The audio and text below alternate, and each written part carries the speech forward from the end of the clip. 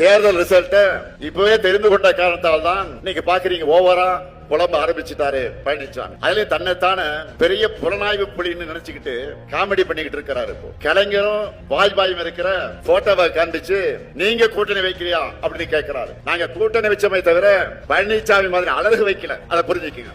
நாங்க கூட்டணி வச்சப்போ திமுக தலைவர் கலைஞர் கிட்ட தான் இருந்துச்சு. நாங்க கூட்டணி வச்சப்போ திமுக கலைஞர் கிட்ட தான் இருந்துச்சு. ஆனா இப்ப அதிமுக அமித்ஷா கிட்ட இருக்கு. நாங்க குறைந்தபட்ச செயல் திட்டம் வகுத்து மினிமம் ப்ரோகிராம் வகுத்து வாஜ்பாய் தலைமையிலான பாஜக அரசோட கடிவாளத்தை கலைஞர் கையில வச்சிருந்தார். ஆனா இப்போ அதிமுக மட்டுமல்ல, என்டிஏவில் இணைந்திருக்கக்கூடிய அத்தனை ஊழல் கட்சிகளோட குடுமிப்பிடியும் அமித்ஷா கிட்ட தான் இருக்கு. நாங்க கூட்டணி வச்சப்போ தமிழ்நாட்டுக்கான வளர்ச்சி திட்டங்களை கொண்டு வந்தோம். ஆனா பழனிசாமி கூட்டணி வச்சு நீட்டின இடத்தெல்லாம் கையெழுத்து போட்டு தமிழ்நாட்டு உரிமைகளை அடகு வச்சுதான் அமைச்சோம். இந்த லட்சணத்துல ஊருக்கே தெரிஞ்ச நியூஸ அந்த போட்டோவை கொண்டு வந்து இம்சை அரசன் 23ஆம் புலிகேசி படத்துல சொல்ற மாதிரி மணிக்கு ஒரு முறை தான் ஒரு மங்கிடி என்பதை நிரூபிச்சிட்டு இருக்கிறார்.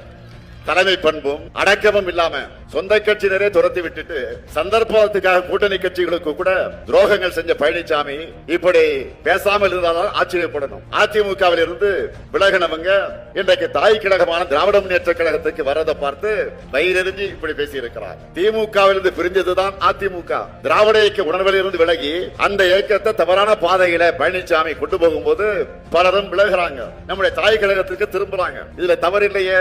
வழி தவறி போய் நாட்டுக்கும் நாட்டு மக்களுக்கும் துரோகம் செய்வதுதான் ஏத்துக்க முடியாது. இதெல்லாம் பாஜகவுடைய பாதமே சரணாகதின்னு இருக்கிற பழனிசாமிக்கு புரியாது.